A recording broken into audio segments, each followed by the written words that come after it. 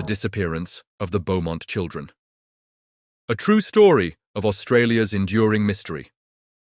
On a sunny morning in 1966, three siblings, Jane, Arna, and Grant Beaumont, left their home in Adelaide, Australia, for a day at the beach.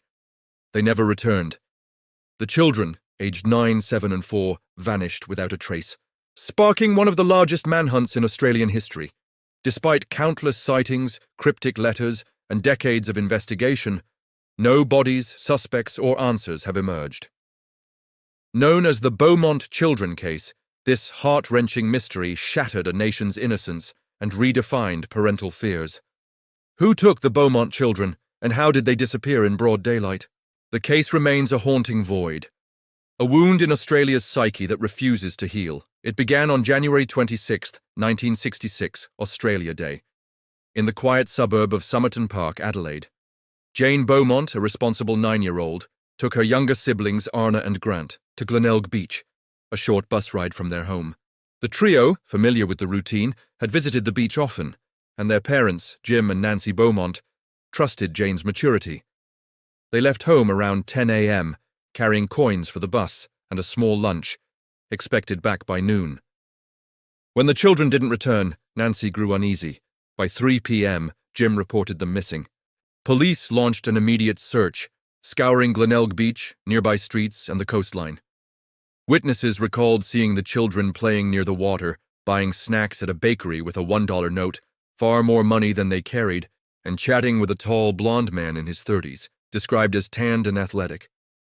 A postman saw them walking homeward around 3 p.m., laughing and untroubled, but no one saw them after that. The trail ended there, as if they vanished into the summer air. The investigation was exhaustive. Police interviewed hundreds, searched homes, and dragged the sea floor, but found no trace of the children's towels, clothes, or bags. The bakery purchase raised alarms. Where did the $1 note come from? Witnesses described the blond man playing with the children, but sketches based on vague accounts led nowhere. A woman reported seeing 3 children resembling the Beaumonts in a car with a man, but the sighting was unconfirmed. The case gripped Australia, with media coverage turning Glenelg into a focal point of national grief. Suspects emerged, but slipped away. Early leads pointed to local drifters and known predators, but none panned out. In the 1990s, attention turned to Arthur Stanley Brown, a pedophile convicted of later crimes, whose appearance matched the blond man, and who lived near Adelaide. Brown died in 2002, never charged, as evidence was circumstantial. Another suspect, Bevan Spencer von Einem, a convicted child murderer, was linked through prison confessions, but no proof tied him to the Beaumonts. A third figure, Harry Phipps, a wealthy businessman with a hidden bunker, was investigated after his death, but searches of his property yielded nothing. The case's eerie details fueled endless theories. Anonymous letters, some claiming the children were alive in a cult or kidnapped for ransom, tormented the Beaumonts but were hoaxes. A 1968 sighting in Melbourne described 3 children matching their descriptions, but police couldn't verify it.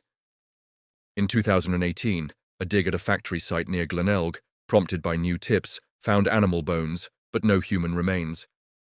The lack of physical evidence, no bodies, no clothing, suggested a meticulous abductor who planned the crime carefully. Theories ranged from a lone predator to an organized ring. Some speculated the children were taken by a pedophile network, common in Adelaide's underbelly at the time. Others believed they were abducted for adoption or worse, given the era's lax oversight of missing persons. The blond man's familiarity with the children suggested he gained their trust, possibly meeting them before that day. Paranoid rumors even pointed to a government cover-up, though no evidence supported this. The Beaumont case transformed Australia. It ended the era of children roaming freely, with parents tightening supervision nationwide.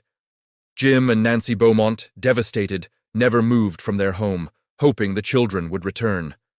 They faced relentless media scrutiny and cruel hoaxes, including a 1997 letter claiming Jane was alive, later debunked. Nancy died in 2019, Jim in 2023, both without answers. The investigation, still open, has chased over 10,000 leads. Modern DNA and facial recognition offer hope, but no trace of the children, alive or dead, has surfaced. Glenelg Beach, once a carefree playground, now carries a somber weight, with memorials to the Beaumonts a quiet reminder of loss. Today, the disappearance of the Beaumont children remains Australia's most poignant unsolved mystery, with 3 young lives stolen and no closure. The sun still shines on Glenelg, but its sands hold a secret that time refuses to reveal. Was it a predator hiding in plain sight, a planned abduction, or a tragedy lost to history?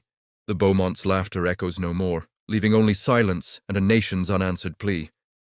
If you enjoyed this videos, follow me, like, share, and subscribe for more content like this. Thank you.